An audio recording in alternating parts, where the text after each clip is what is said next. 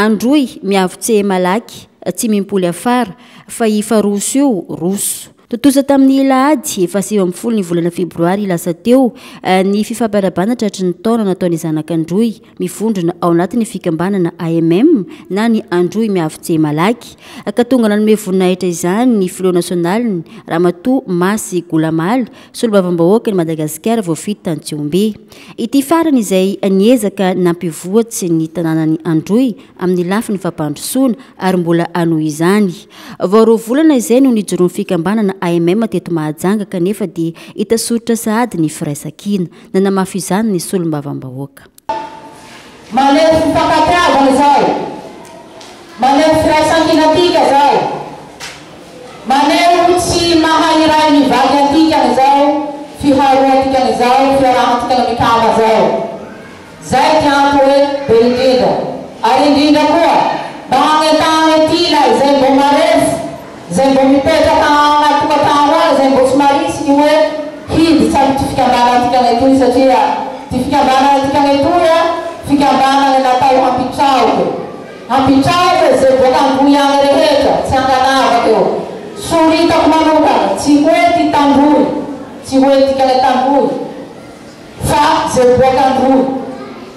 Misy dika ty mahatonga azy resaky zay satria misy na tsy Tandroy ty karaza mena tsy nentina manonga zay karaza tikana zay fa tila mety manao izao hoe ka fikambanana reo Tandroy io. Tsy zay ty tena ifa fikambanany zanaky Androy ty Androy miavotry malaky.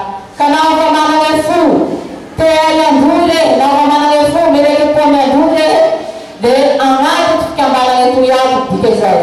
Tamin'ny taona 2000 no nijoroany AMM teto Madagasikara ary tamin'ny taona 2004 no nitsangana ara-dalàna. Maro ny zavatra vita nandritra io ary mbola maro ny atao mifototra amin'ny asa sosialy raha teo ny fikambanana. Ny AMM na hoe Androy miavotry malaky eto Mahajanga dia fikambanana toy ny fikambanana rehetra ihany izy. Fa saingy ny mampiavaka azy dia manana ny finoany nasionaliny izay député de Madagasikara hitantsika ny kabary teo iny zany no miantoka sy miahy ny fikambanana manokana.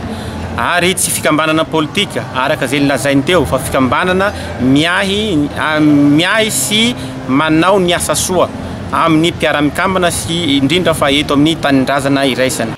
Maro ny fangatahana nataony zanak'Androy eto Mahajanga toy ny fanaovana vovo eny Amborovisy ny maro hafa.